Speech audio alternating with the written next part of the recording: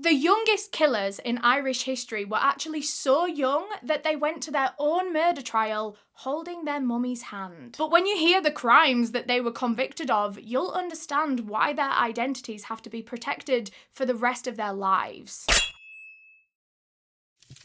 So today's video is going to be another solved true crime case. Today we're going to be talking about an Irish case, a very infamous, quite recent Irish case. Today we're going to be talking about the murder of Ana Kriegel. Or Ana Kriegel. I've tried my absolute best to find the correct pronunciation of that name, so I'm sorry if I might even switch between them through this video because I've been hearing them both in different interviews and videos I've watched and stuff, so. And I totally forgot to mention, this is actually going to be a two-parter, so this is part one, part two will be out in the next day or two. Make sure you subscribed with notifications on so that you don't miss when the rest of the case is out. But quickly, before we get into the case, I do just want to thank our sponsors for making this video possible. NordVPN. Using a VPN is absolutely essential for me now whenever I'm using the internet. I never use the internet without one, and I always tell my friends never to use the internet without one either. NordVPN helps you to stay safe and keep all of your information safe when you're using the internet. It prevents people from hacking you or accessing your private information. All you have to do is go onto NordVPN, select any country that you want, and then they will make it appear as though you're operating from an IP address within that country. Although you're not, you've still got your own. But if you appear as though you're operating from a different one, it makes it a million times harder for anyone to be able to get to you and your information. But internet safety isn't the only benefit of having a VPN, because when you pick your country at the start,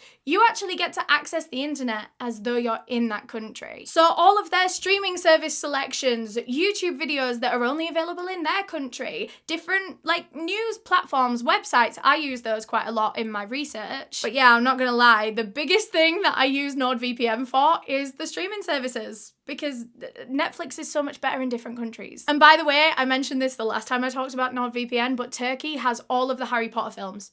Ever since I found that out, I've not shut up about it. But going back to the safety thing real quick, especially if you use public Wi-Fi like I do a lot, I use train Wi-Fi, cafes, all the time when I'm traveling, you never know how secure those free Wi-Fi networks are that you're connecting to, and then that's how people can get you. Whereas if you've got a VPN on, you're protected when you're using those free Wi-Fi services, so you don't have to stop using them. Just make sure you're protecting yourself. And NordVPN are very, very kindly offering you guys a huge discount off of a 2-year plan, plus an additional month free when you go through my link, which is nordvpn.com/Eleanor. It's down below in the description if you just want to click on it. And use code Eleanor at checkout. You got to do both of those things. Link and the code at checkout, and that'll get you a huge discount plus a month free. Thanks again to NordVPN for sponsoring this video. And quickly, before we jump into the case, I do just want to give my usual disclaimer that I mean absolutely no disrespect to anyone that I talk about in this video. This video is for educational purposes, and everything that I'm about to say is just information that I have found on the internet and I'm compiling into one video. There's a few content warnings as always with these videos, so if any of the following themes that I'm about to say are things that you don't think you can watch right now, I completely understand. They are very heavy topics and you need to look after yourself, so click out of this video if you can't watch. I'll probably find you again at some other point, I'm sure. I mean, please do come back, I want to see you again. But the themes for this video are as follows: sexual assault, manipulation, bullying, and poor mental health, like declining mental health or mental illness. So if any of that is something that you don't think you can watch, like I said, click out, no hard feelings. But with all of that being said, let's just jump into the case. Anastasia Kriegel was a 14-year-old girl originally born in Russia on February 18th, 2004. Not long after Anna was born, I think she was around 1 or 2 years old, her mother actually put her up for adoption, and that was when she was found by her adoptive parents, Geraldine and Patrick Kriegel. Geraldine was an English woman and Patrick was a French man, and the two of them were so desperate for a child, but they couldn't have one themselves, and so they really wanted to adopt, and as soon as they found Anna, they were over the moon. After adopting Anna, the family moved to Ireland, specifically County Kildare, where she was now raised for the rest of her life. And while her adoptive parents, Geraldine and Patrick, didn't have any links to Russia themselves, they wanted to make sure that Anna always felt in touch with her roots all her life, as she was growing up. They tried really hard to keep her Russian culture and her heritage very much a part of her identity. Like, they kept her name, Anastasia. I think Anastasia's actually a Greek name, but it's very popular in Russia as well. And so they kept that name. They didn't rename her. They wanted Anna to be very proud of her roots and where she came from when she was older. They were never going to hide the fact that she was adopted. They were never going to hide the fact that, you know, she was from Russia and she had Russian parents. They wanted her to know all that about herself and be proud of it. But anyway, Anna herself was a very happy-go-lucky kid. She loved to perform, sing, dance, act. She loved to, like, put on little shows for her family and stuff. I have a quote here from her mother who said she spent hours in our front room listening to music and practicing her moves. Anna even started a YouTube channel as a child where she would upload just loads of random videos of her just being a kid. She would dance in the videos. Some videos she'd do makeup. Some were more just like vlogs about her day. She liked YouTube and she wanted to make YouTube videos. She didn't really care what they were on. I think she just loved to entertain. I think that was kind of the overarching thing of all of this. She loved to perform. She loved to entertain. She loved to make people laugh and smile. But as she grew a bit older, Anastasia seemed to become a lot less happy-go-lucky and a lot more just problem after problem. This girl had such a hard time in her life. She suffered with quite a few physical illnesses over the years. I don't really know all of them to be able to name to you, but I do know a few of the different things that she suffered with. At one point, she developed a tumour behind her right ear that actually blocked a lot of her hearing. She was almost fully deaf in that ear. She had to have like a 6-hour surgery to remove this tumour, and she was left with a massive scar. Oh wait, no, the scar was actually from eye surgery because she had really bad eyesight. Some of the sources I read actually linked the tumour behind her ear and her bad eyesight, saying that the tumour might have caused it. But yeah, after that, she actually had to have surgery on her eyes to correct her eyesight, and that was what the scar was from. She had quite a big one, I think, on the back of her head. So she was struggling with a few different physical issues, but overall, she was a happy child nevertheless. But when she was about 11 years old, Anna was due to finish primary school and head on to secondary school, which is big school. It's where all the big kids are. And her teachers were a little bit concerned about how she was going to go in big school. In fact, they were so concerned that one of them made a call to Anna's mother to say that they were worried that Anna might actually be a target for bullies in secondary school. She was already picked on a little bit in primary school, although I wouldn't say it was like bullying. To be fair, I don't know, I wasn't there. But like the sources say that it was just more like teasing in primary school because Anna was always tall for her age and tall for a girl in general. When she was 14 years old, she was 5'8". And to put that into perspective, I'm 22 and I'm 5'4". My sister's 30 and she's like 5 foot. So, I mean, she was a very tall girl, was Anna. I say she was 5'8" by the time she was 14. I don't actually know how tall she was at 11 when she was getting picked on for her height. Probably taller than the other girls anyway. Anna really didn't like her height because it made her different. It made her stand out from everyone else, and she really didn't like standing out. She didn't have a lot of self-confidence, probably from the teasing and being picked on and stuff. She had a very hard time socializing. She was quite socially awkward, and so she didn't make friends very well. I don't know, she really struggled in school, to be honest. She just looked vulnerable. Like, she looked like she lacked confidence. And you know what kids are like in school as well. They can like smell the fear and the anxiety in other kids and then they pick on them ones. But there was also the fact that Anna was so desperate for friendship because, like I said, she struggled socially and with making friends, and she wanted friends so bad. She really did, but she didn't know how to do it. And her teachers worried that this desperation for like a best friend or a friend group could lead her to being taken advantage of maybe by other kids in big school. And when Anna eventually went up to secondary school, her teachers' concerns became a reality. Anna really struggled to make friends. She really didn't have that many. She was left out of a lot of things by the other kids. But the saddest part was that Anna was a genuinely really, really nice girl. She was harmless. She was so kind. She was generous. She wanted the best for everyone.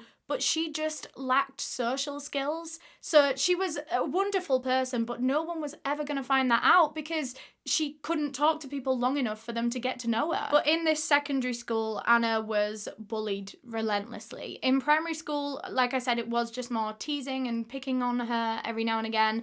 All the kids kind of did it to each other in primary school, but now in secondary school, Anna was a target. They would pick on her for a lot of different things. Her height was a big thing, her social skills were another, but also the fact that she was adopted.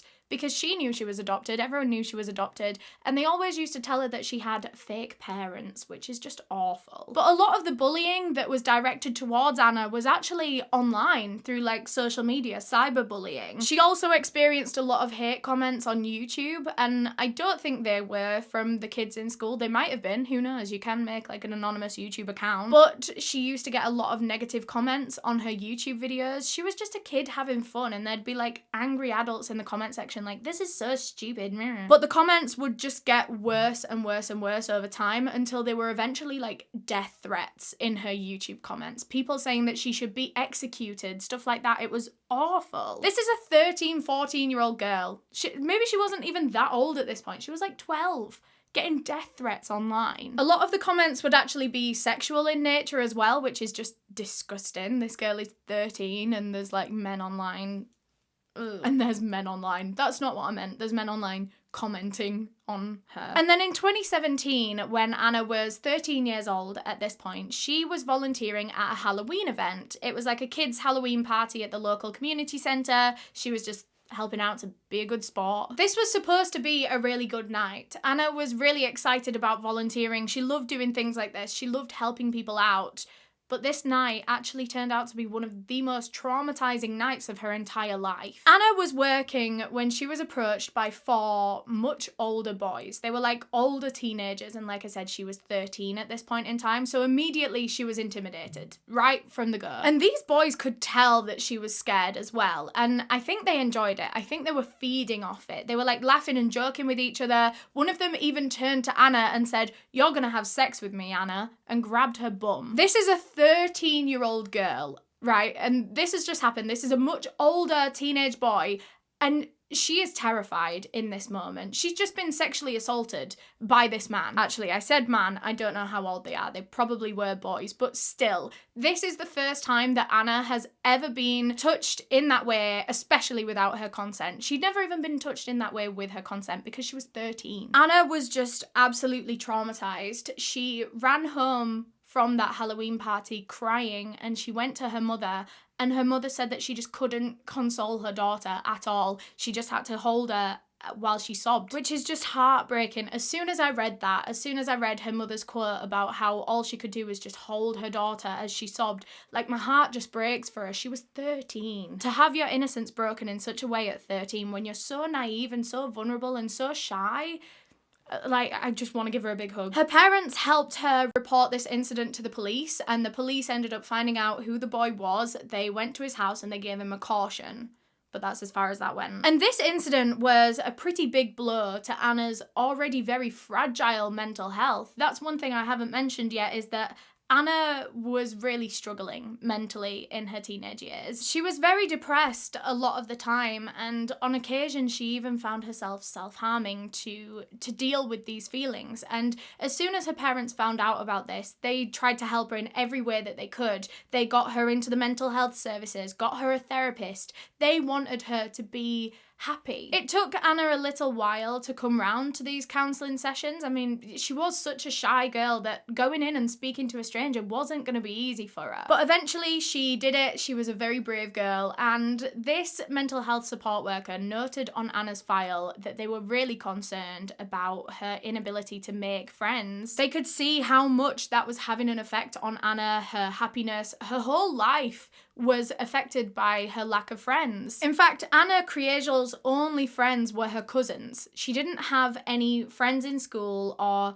well, I mean, she had certain people that she would talk to, but no one that she could actually call a friend. Her father said that when he would go and pick Ana up from school, he would see all these other groups of girls walking out of school, talking, joking, laughing together, and then there would be Ana walking alone with her earphones in, just looking down at the ground. She wasn't talking to anyone. Her father said that he thought the other kids just didn't understand Ana. They thought that she was a weirdo. That's a genuine quote. They called her that, and that's not me calling her that. But she wasn't. She had a heart of gold. She was just such a nice, lovely person. She loved to perform. She loved to entertain. She was cool. She was a cool girl. but none of them could see that because they never even gave her a chance. She was misunderstood. She wasn't weird. She just struggled to socialise, and none of the kids gave her a chance, really. On May 14th, 2018, Ana Kriegel had school as normal. However, in the afternoon, she actually had a counselling session, one of these therapy sessions that her mum set her up,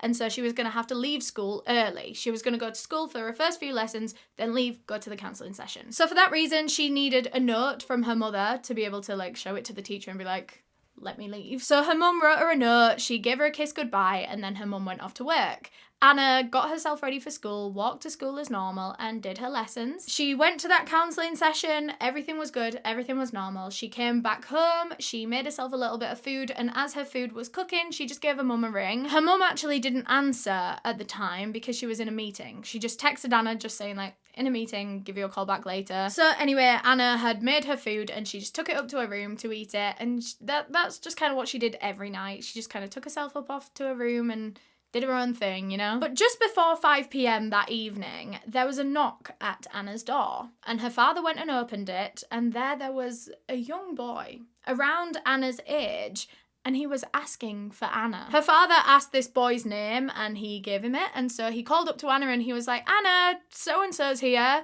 And she was like, what? She came down to the door, and she was very surprised to see this boy here because she didn't really know him. I think she knew of him. They were acquaintances, but he had absolutely no reason to be knocking on her door. They were not this close at all. So she was really confused and kind of weirded out, but she went over to the boy anyway, and she spoke to him, asked him what he was there for. Her father remembered the two of them kind of whispering a little bit back and forth, and he kind of took the hint that he wasn't wanted there and that the kids didn't want him to hear what they were saying, so he just left the room, left them to chat for a little while. After a few minutes, Anna walked into the room where her father was, and she was like, oh, I'm just gonna go out for a few minutes. I'm just gonna run up and grab a jumper and then I'm leaving. So she did. She went and grabbed this black hoodie. It was her favorite hoodie. It had all these white prints on it. I'm sure there's a picture of it somewhere. She grabbed it, put it on, and then went out of the door with this boy. And then a few seconds later, her father realised, oh crap, I didn't actually ask her where she was going. So he ran back to the front door, swung it open, but by the time he got there, Anna was already too far down the road for him to be able to shout to her and ask. So for that reason, he didn't bother shouting over to her. He was like, oh, she'll probably be back in a bit anyway. But when he did look out of the door, he saw Anna and this boy walking in the direction of a park named St. Catherine's Park. However, they weren't actually walking together, weirdly enough. They were walking, it seemed the boy was quite far in front of Anna, and they weren't talking.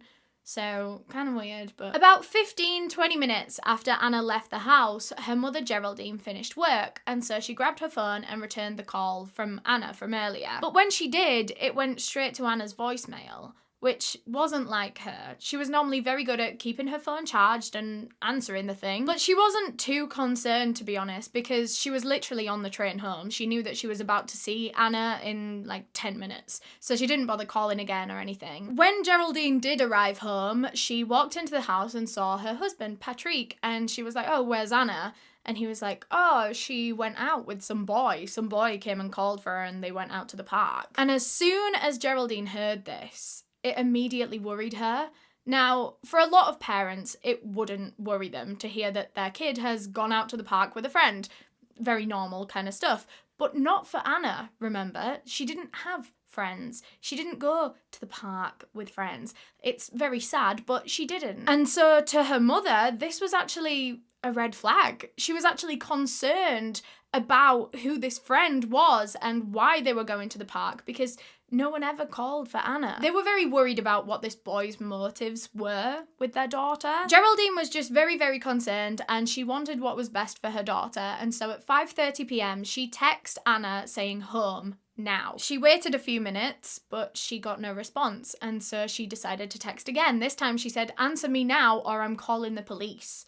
But again, there was no response. Patrick mentioned to Geraldine that he'd seen the kids walking in the direction of St. Catherine's Park, and so Geraldine wasted absolutely no time. She put on her coat and she went out to that park. She was running around it looking for her daughter, but Anna just wasn't there. So instead, she decided to go back to the house, jump in her car, and then just drive around the streets of their town looking for her anywhere. But again, there was no luck. No one could find Ana. She still wasn't returning anyone's texts or calls. And at this point, her parents were desperate. All they had to go off here, really, was that she was walking in the direction of St. Catherine's Park, but they checked there and she wasn't there. So the only other thing that they really have to go off is that she was with this boy.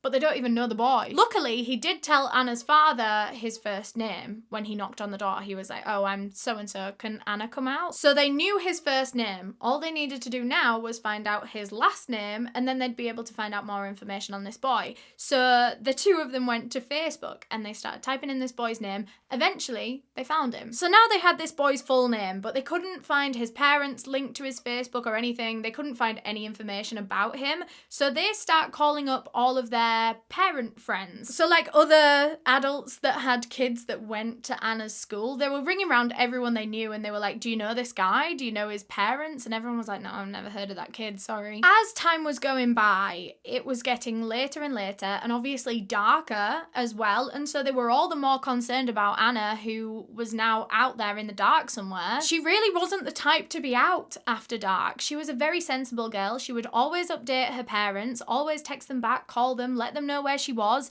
and she hadn't done any of those things today. And by now, it was 9 p.m. She'd almost been out with this boy for 4 hours and not once texted her parents. Her parents knew that something was seriously wrong. This was not like their daughter. Their daughter would not be acting like this unless she was actually in trouble. So with that, Geraldine and Patrick walked down to the police station and reported their daughter as missing. And because of her previous mental health struggles, her suicidal thoughts, her self-harming and stuff, her disappearance was taken very seriously. Although it didn't seem like it was relevant to the case, really, it didn't seem like Ana had gone out to take her own life that day. It very much seemed like she'd just gone out to the park with a friend. But still, it was always a possibility and it was always a concern. And so everyone got on Ana Kriegel's disappearance case ASAP. The police knew that their biggest lead to be able to find Ana Kriegel was that boy that she'd left the house with, and luckily for them, her parents had done some digging and found his full name, so they had this boy's name. They managed to look him up on the database and they found his address, and so police went down to his house. For legal reasons, in this case, this boy is known as Boy B, and so for the rest of this video, we're going to be calling him Boy B, or B. He was also 13 years old at the time of this case, which is actually a year younger than Ana. But anyway, police arrived at his house and they explained to his parents why they were there. That a 14-year-old girl had gone missing and their son was the last person to have seen her. So he was a very big part of this investigation now. So police sat him down in his own living room and they asked him a bunch of questions about Ana, about what he'd been doing earlier that day, and he just said he didn't know anything. He literally said he had no idea where she was. He said that he'd gone to the park with Ana that evening for less than an hour. They weren't even there for a full hour, and he decided to leave at about 5:40 p.m. He said that he had homework to do at home. So he ran home and did his homework, and he actually left Ana in the park. He said that she didn't set off home. She was still sat on the park bench as he left. So after that, he said he had absolutely no idea what Ana did or where she went, if she met up with anyone else. And that was all Boy B could really tell the police about that night. And with that, they really didn't have much to go off in this investigation. They had no idea how or where they were going to find Ana Kriegel. And the next morning, so it had almost been 24 hours since Ana had last been seen, but she still hadn't contacted anyone. She hadn't turned up home, she hadn't returned any texts or calls or anything. So police put together a search team who all went out manually looking for Ana, alongside a lot of her friends and family as well. They were all jumping in their cars and going to all the places that Ana frequently went to see if she was at any of them. They had a bunch of her family members back at home calling everyone she knew, friends, family, literally anyone, people from school, teachers, anyone. But none of them knew anything. None of them had seen her. She hadn't been in contact with anyone. She hadn't gone to anyone's house.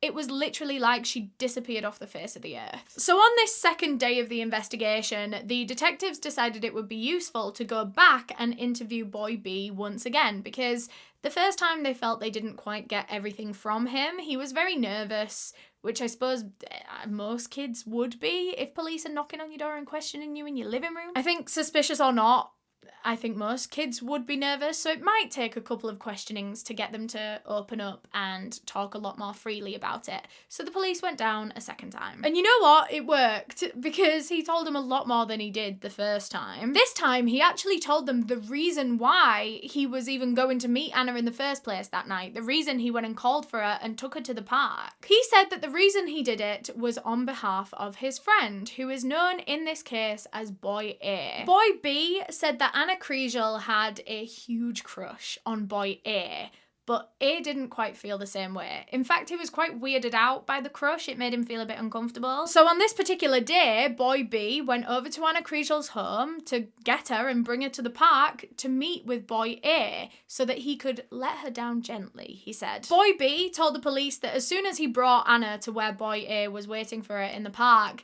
he decided to just leave the two of them to get on with it. Like, B just went home, did his homework, and left Anna and Boy A to talk through this. So again, his story is kind of the same thing in that he left pretty much straight away and didn't see anything. He didn't see how Anna left the park that night. He didn't know what happened to her after that. So police decided to use kind of a different tactic here to get a little bit more information out of Boy B. They decided to take him down to the park and make him walk the route that he'd walked with Anna. So they started this route and he walks them into the park. He walks them over to this bench where he was sat with her.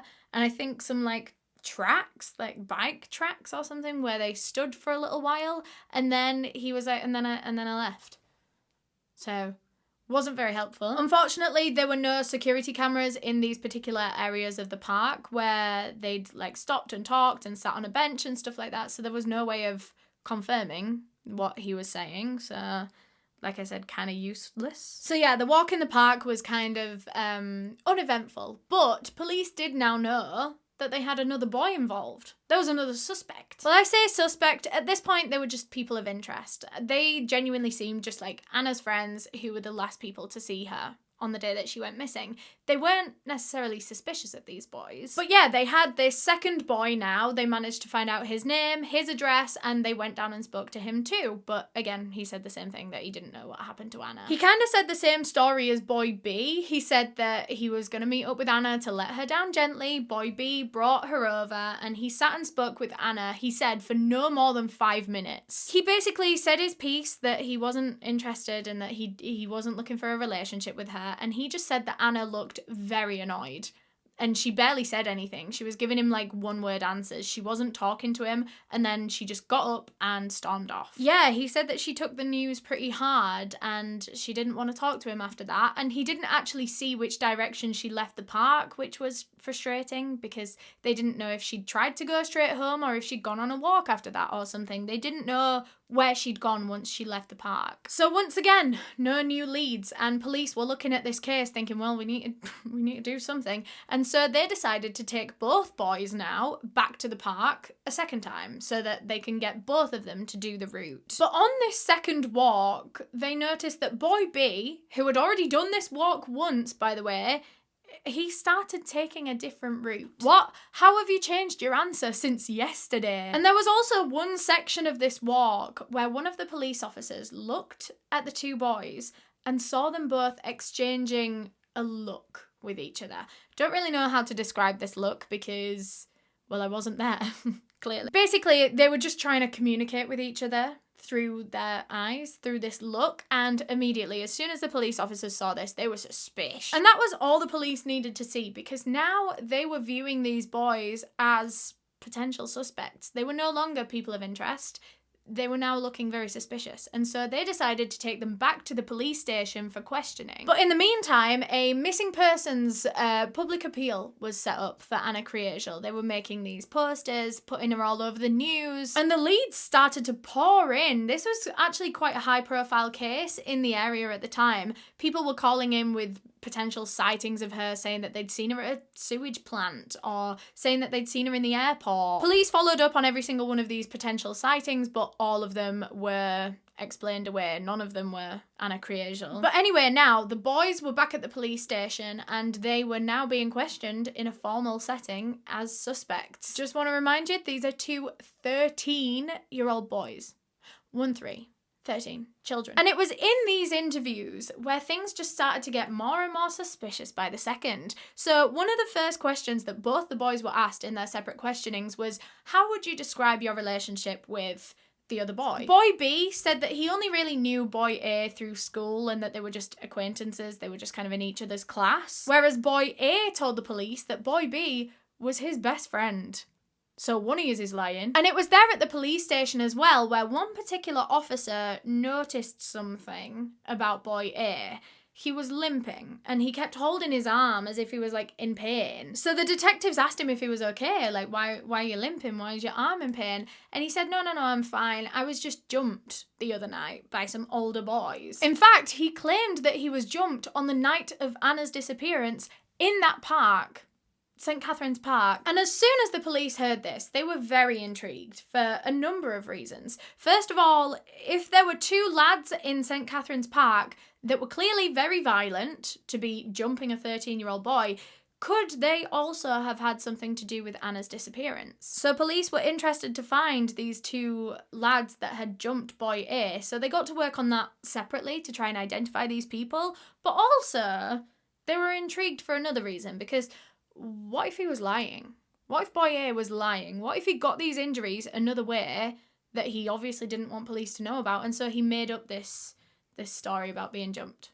I don't know, there was a lot to unpack here, and so police got to work. So they questioned him kind of separately about this incident, about him being jumped, and he said that he didn't know the boys that did it, he had no idea who they were, he didn't know their names, but he did manage to overpower them at one point, and he was really proud of this, actually. He managed to overpower these older lads. By the way, sorry to keep saying this throughout the video, he was 13, boy A is 13, and he says he's overpowered these nearly grown men and got them to the ground and started kicking him in the head. Kicking him in the head. So police are listening to this story and they're just kind of like, really? Are you sure? They just didn't really believe it. I mean, at first they did. When he was like, I've been jumped by two people in a park, they were like, oh God, like, let's sort this.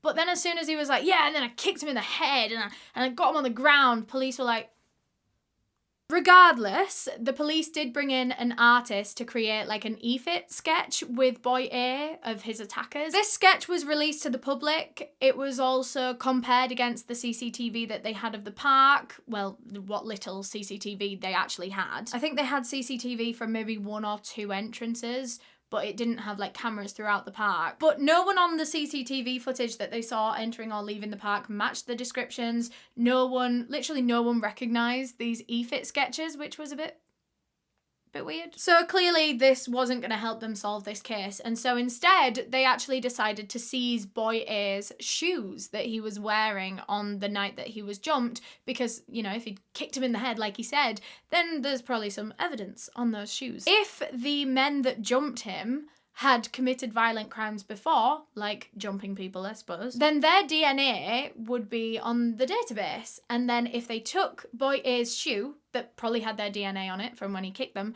and they, you know, took that sample and put it in the database, they'd get a match to whoever it was. So they did that, they took the shoes, they tested them, and they actually didn't find anyone. Police also decided to seize boy A's clothes and boy B's clothes, actually, even though both of their mums had already washed the clothes that they'd worn on that day. All of these things, the shoes, the clothes, everything was all sent off to the lab for testing, and it was going to take a few days to get some results back on that, and so in the meantime, the searches for Ana Kriegel continued. By now, it was day 3 of Anna's disappearance, and still with no contact from her, she hadn't returned anyone's texts or calls. People were now starting to worry that maybe they weren't going to find her alive. Maybe now they should be looking for a body rather than for living, breathing Ana Kriegel. And so they started to look in fields and bodies of water in wooded areas. But then on March 17th, 2018, police came across an abandoned farmhouse in one of the fields that they were searching. It was called Glenwood House. It was an old 17th century farmhouse that had been long since abandoned. I mean, the roof was caving in, the windows were boarded up, it was all fire damaged. No one had lived there for hundreds of years. But that didn't mean that it wasn't still in use, because it very much was, in unofficial use, actually. It was still technically abandoned, but the local teenagers used it as like a bit of a party place. Just realised how uncool that makes me sound. But yeah, it was kind of like the place around town for like underage drinking, drugs, sex, away from the watchful eye of your parents. You know, there was a lot of shit that went down in this house. The once beautifully decorated farmhouse was now just covered in graffiti, empty glass drinks bottles all on the ground, condom wrappers on the ground. It was just minging. It was a horrible, horrible building to be in, to be honest. Police were actually quite familiar with Glenwood House, obviously, because it was like a teenage party hotspot. Then police were getting called out there quite often. They knew what went down in this house, and they knew it wasn't good. And when they went in to search this house on March 17th, it looked the same inside as it always had been. There were still old bottles everywhere, condom wrappers. Although it was kind of hard to see anything in Glenwood House, to be honest, because like I said, all the windows were boarded up, so there was no light coming in at all. So it was really, really dark in there, even in the middle of the day, which was going to make this search quite hard. So they started making their way from room to room inside this farmhouse, and they can't find anything. They're looking for literally anything, even a sign that Anna had even been there. But there's nothing in none of these rooms, and then the officers made their way up to one of the upstairs rooms, which is known in this case as room 1. As they entered room 1, it was just as dark as the rest of the manor, to be honest, but there was something different about this room. There was a strong smell of blood in the air. Just one officer walked forward into that room, and he had a quick look around, although it was very dark, and he noticed something laying on the ground, kind of more towards the window. So he walked towards it, and as he did, he started to make out what this thing on the floor was, and he said that it was either a mannequin or something terrible. He called the rest of the team up to the room with him, where they all came in and shone their torches. And that was when they discovered the body of 14-year-old Ana Kriegel. And that is where I'm going to leave part 1. Like I said, part 2 will be out tomorrow or the day after, so make sure you're subscribed with notifications on so that you don't miss when the rest of the case comes out. Thanks to NordVPN again for sponsoring this video. Remember, right now, if you want to get a huge discount off of a 2-year plan plus an additional month free, all you need to do is go through my link, which is nordvpn.com/Eleanor. It's linked down below in the description if you just want to go and click on it and use code Eleanor at checkout. Make sure you're doing both of the things, the link and the code, otherwise it won't work. Code Eleanor at checkout. A huge, huge thank you to all of my channel members for supporting me and helping decide the cases that I cover, especially my tier 2 members whose names are all on screen right now. If you want to become a channel member, you can click the link to do so in the description, or you can click the join button if you're on a desktop. But yeah, thank you so much for watching this video. If you enjoyed this one, you'll probably also enjoy this one. I'm gonna pick you one out special. There you go. And if you want to subscribe, I do videos like this all the time as well, so there's a subscribe button there. Bye.